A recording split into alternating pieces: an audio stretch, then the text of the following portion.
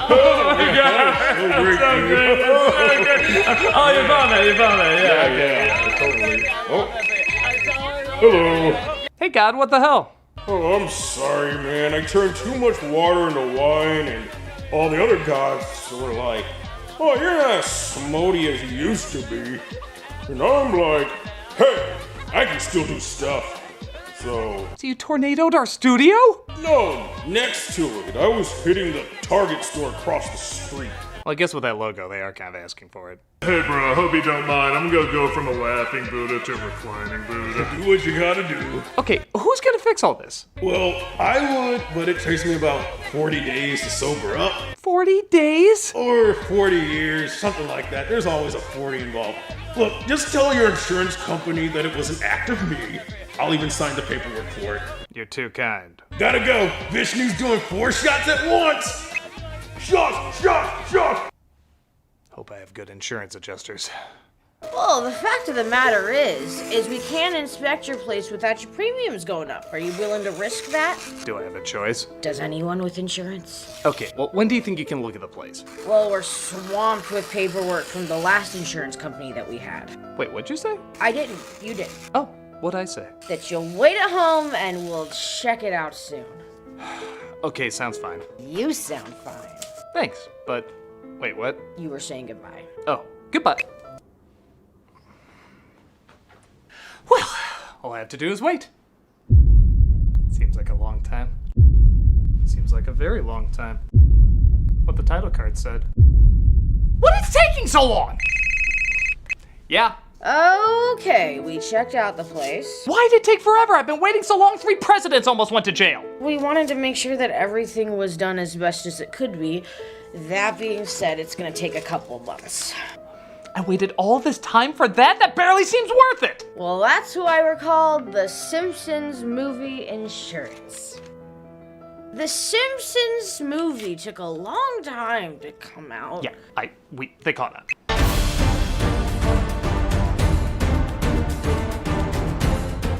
Okay, make whatever Simpsons has been on too long joke that you want, but I think I speak for many when I say this show truly has defined a generation of comedy.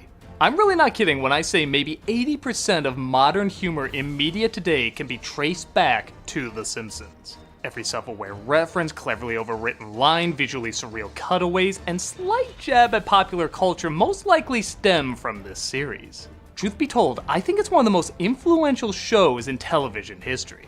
With that said, people argue its peak was roughly 1990 to 1995, and The Simpsons movie wasn't even talked about seriously until 1997. But okay, just because something's not in its prime doesn't mean you can't still make a cinematic event out of it. The audience and excitement is still there. But it took so long to agree on ideas while still producing the show itself that the film didn't come out until 10 years later in 2007. This is long after The Simpsons themselves acknowledged they've probably been on too long. They'll never stop The Simpsons. Have no fears, we've got stories for years. Still, the film was a big deal when it came out, with a marketing bonanza that was all over the place, including a tie-in with 7-Eleven to turn all their convenience stores into Quickie Marts, filled with Simpson in-jokes. And I think we can all agree this stuff was probably better than the film itself. Okay, so I've never met anyone who hated this movie, but I've also never met anyone who loved it either. Honestly, I think if it came out 10 years earlier, it might have had more lasting power and been more influential. But compare the animation in this movie to a current Simpsons episode. Does it really look that different? When I saw it, people laughed and had a good time, but nobody really discussed it after. It was a properly big story with a properly big budget, but with similar jokes to what we saw on TV at the time.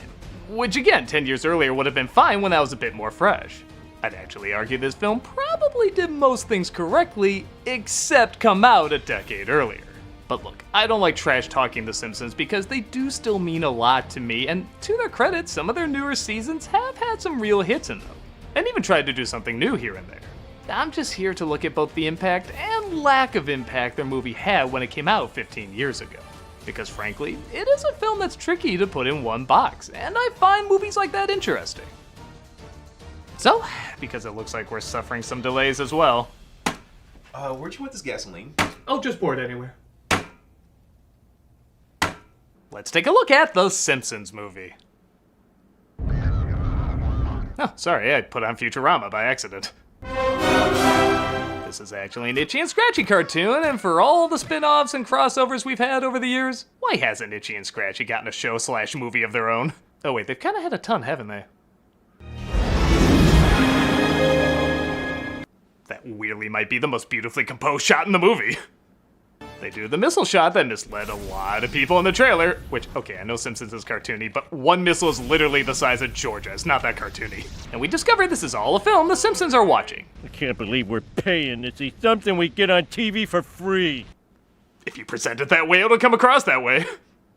And yeah, that is the issue for a little bit of time. The first third isn't really a movie as much as leftover jokes they didn't use in the show. I mean, okay, the Itchy and Scratchy bit is pretty funny, but if you've been waiting years for a Simpsons movie like many of us did, is this really the big opening that would satisfy you? Everybody in this theater is a giant sucker, especially you! It seems thrown together last minute. Like, even these backgrounds flying by look a little cheaply animated. And I don't know, do you see any hints this movie started development in the 90s Green Day? Gentlemen, it's been an honor playing with you tonight. Ooh, and a Titanic reference! Okay, I'm not gonna lie, that made me laugh pretty hard. The kind of story kinda starts when the Simpsons go to church and Flanders has an announcement. The good Lord is telling me to confess to something. Feel like his excitement for that should probably be a movie of its own. Maybe it is. Grandpa suddenly starts talking crazy, predicting the end of the world, leading to this pretty funny line. Do something! This book doesn't have any answers! Or a reason why he's doing any of this. Yeah, they never do explain why Grandpa has this vision that accurately predicts the future. Though I guess Simpsons never will reveal how they can always tell what's gonna happen.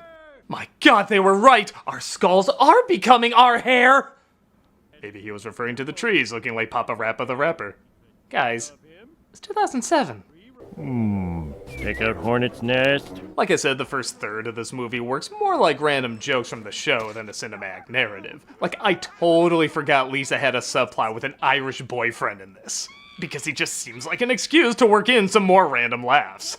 I'm Colin. I haven't seen you at school. Just moved from Ireland. My dad's a musician. Is he? He's not Bono. I actually well liked it more if they tried growing more of a relationship between her and Milhouse. At least I have a connection with him as opposed to this blando rando. I am passionate about the planet. Say global warming is a myth. Further study is needed. That's for selling out your beliefs. Get used to that, Simpsons. I am the mascot of an evil corporation. Now everybody smile. Can predict the future!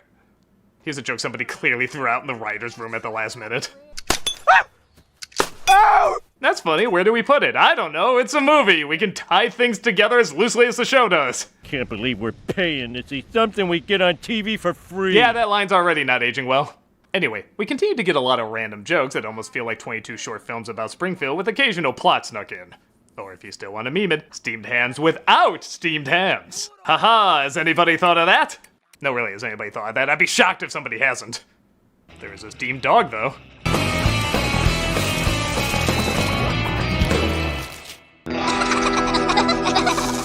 Yeah, this film does try to earn its PG-13 by going a little edgier on the jokes, which is a touch out of character, but again, it's a movie. I want to see what they can't do on TV.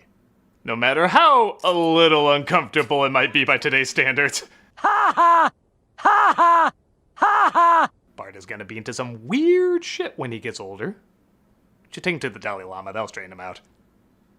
This does lead into a subplot where Bart starts to prefer Flanders as a father because Homer is always absent and reckless, but has to fight for space for the subplot that deserves even more attention. Homer gets a pig!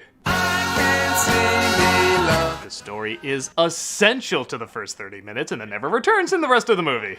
Good friend killed a pig. You can't kill him if he's wearing people clothes. It's true, why do you think so many pigs are mascots for delis? How did the pig tracks get on the ceiling? Spider Pig, Spider Pig. And yes, Spider Pig was ruined for me by the constant advertising all over the place. Does whatever a Spider Pig does. The Simpsons movie. Spider Pig, Spider Pig. The Simpsons movie. Does whatever a Spider Pig does. The Simpsons movie. If Hans Zimmer didn't do an epic orchestral version of it as a joke that they then also threw in as a joke, I might have rated this obnoxious joke with, well, one of my jokes.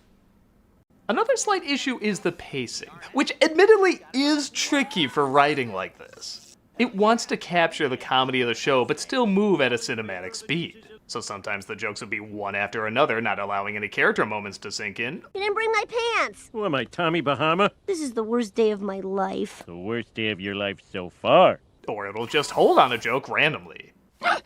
You smiled, I'm off the hook. Just put Andrew Garfield standing there awkwardly and you won't notice. Because of this, the film often doesn't feel personal. It feels like a movie by committee. Like, the jokes are first and the story second, which, if the jokes were spectacular or doing something new, that'd be fine. But it truly is the same quality we always saw on the show. I can't believe we're paying to see something we get. Yeah, how many times am I gonna reference that? Okay, let's lighten up.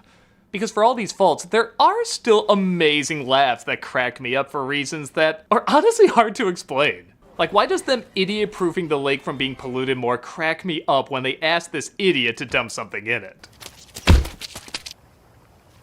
I can't. I simply can't.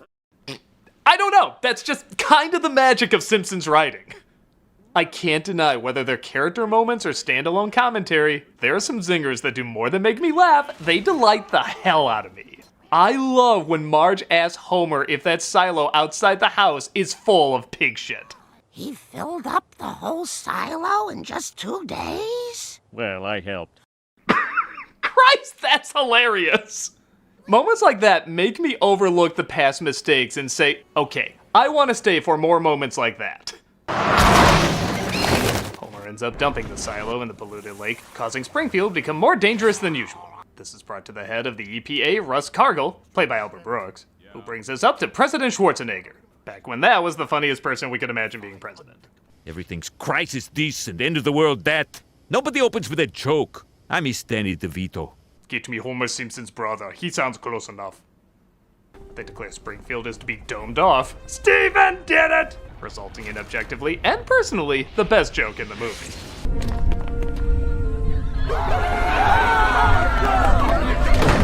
We're gonna be studying that joke years from now. This is where the film starts to get going. Most folks don't even remember what happens in this until the dome pops up. Maybe because it's finally a major conflict. To prevent your poisons from spreading, your government has sealed you all within this dome. Don't worry, this is all work of fiction. The government would never really do anything to help the environment. We're trapped like rats? No, rats can't be trapped this easily. You're trapped like carrots. Right? You feel it too, like one editor picked the most random moments to hold on.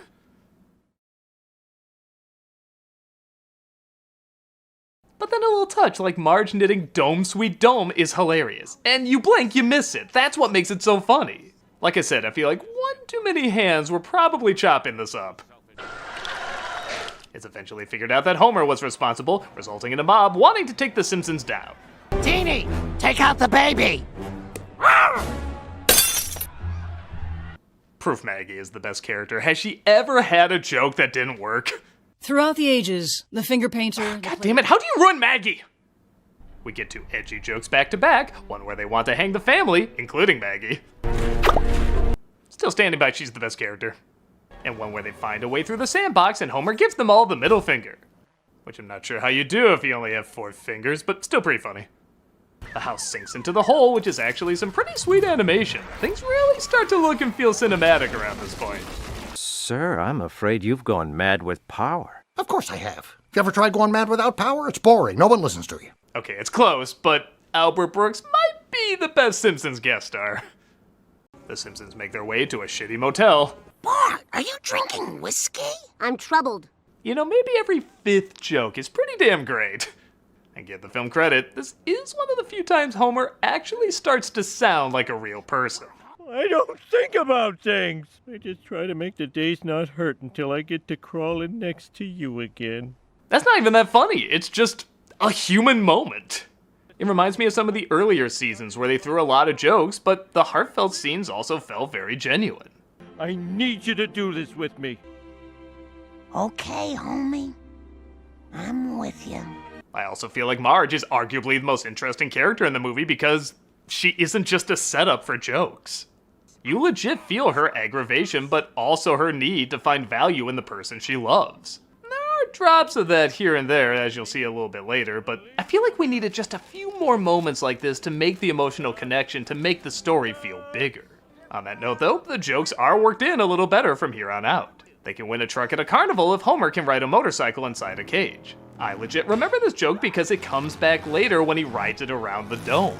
It may seem like a subtle thing, but touches like this help you make connections and remember the experience more. It doesn't just feel random. It looks like Homer does win the truck and they make their way to Alaska. They almost get caught, but a quick fake out saves the day. There they are! Not gonna lie, I want to know the story of every single one of those doppelgangers. Welcome to Alaska. We pay every resident $1,000 to allow the oil companies to ravage our state's natural beauty. Well done. You didn't even have to write a joke. Reality did it for you.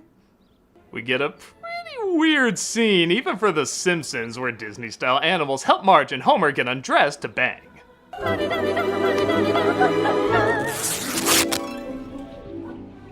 Apologies, we just let DeviantArt write this scene for some reason. And then we showed them what DeviantArt actually is. Back in Springfield, the people are getting closer to breaking through the dome, so Cargill devises a plan to blow them up. There's gonna be hearings, investigations. I'll have to go back to making family comedies. Ugh. You sure DreamWorks isn't working on that?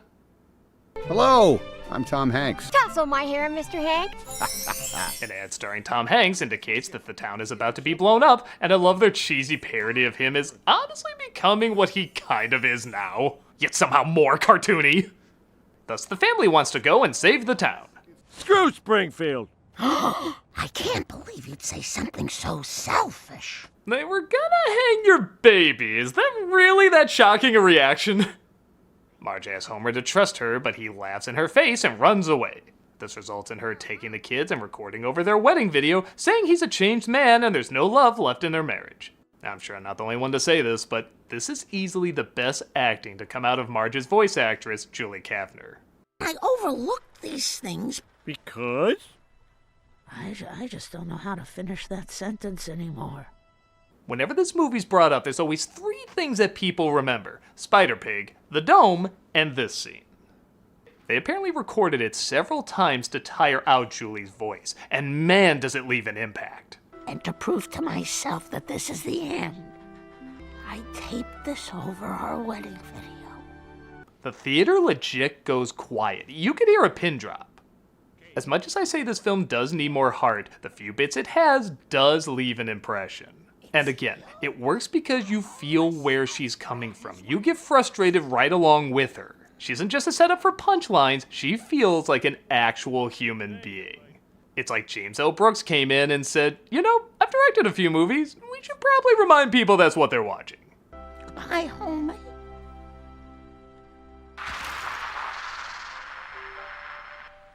If this is the best joke in the movie, this is the best scene in the movie. Thank God it's followed by this dumb joke. Wow, only an hour running time, huh? Okay. Oh, big movie! Oh my God, that was such a good trick! Yeah, okay, this is what I think they thought the audience reaction was gonna be. Wow, are they really live? That's good. Versus what my screening was like. Bullshit. Pretty lame. Homer discovers a medicine woman who tries to steer him in the right direction. And again, it would have been nice if she was built up to a little bit and didn't just come out of nowhere. Like maybe she had a connection to the Vision Grandpa god, or maybe she was what called to Homer to go to Alaska, or maybe her spirit animal's the pig. I don't know, just pretend like you're writing a movie. Unless you have an epiphany, you will spend the remainder of your days alone. Homer has a vision that makes him realize he should fix the problems he started and goes after his family, just as they're captured by Cargill. Lisa, knock off that racket! Lisa! The gave her a saxophone? You know, a barred window would have alerted him and made a little bit more sense. Springfield. They're dropped off back in Springfield just as it's about ready to blow up. Despite everything, I miss your father. Mom, I've got to go find Colin. Who's Colin? Oh, I mean, yes, that incredibly memorable character woven so organically into... I remember Bumblebee Man's lines more than him. The police use a robot to try and defuse the bomb, resulting in another great edgy joke. Talking about it, but I didn't take him seriously. But maybe I just like it because I don't know if that joke's allowed on YouTube anymore. And Homer grabs the bomb, bringing Bart along to toss it.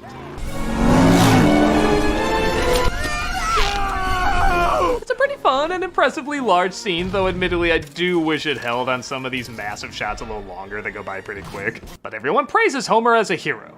Bye, everybody. My god, they killed off Dr. Nick? No, I'm legit asking. I didn't really watch much of the show after this movie came out. You want to go clean up the lake? Well, I was gonna say get some ice cream, but okay. Aw, what a well-developed romance. I can't wait to see more of Colin. Yeah, I didn't even need to watch the show to know that happens. They take the villain out, Homer and Marge ride through another batch of poorly rendered trees, and... I don't know, I guess this joke's as good to end on as any.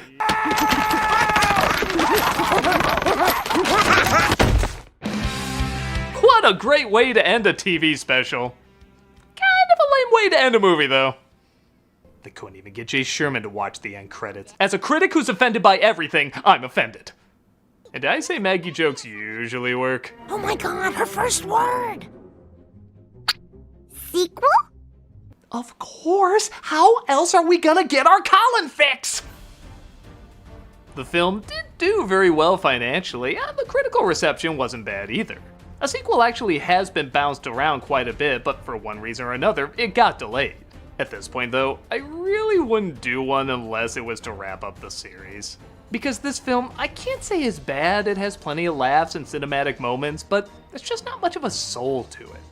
I think if they combined a big story that's emotionally small, like The Dome, with a small story that feels emotionally big, like some of the earlier episodes, that might have worked a little better. Keep it simple, personal, but yes, still large. It is a movie, big things should happen, but it should also feel big as well as look big. And aside from Marge's emotional moment, there really isn't anything like that here.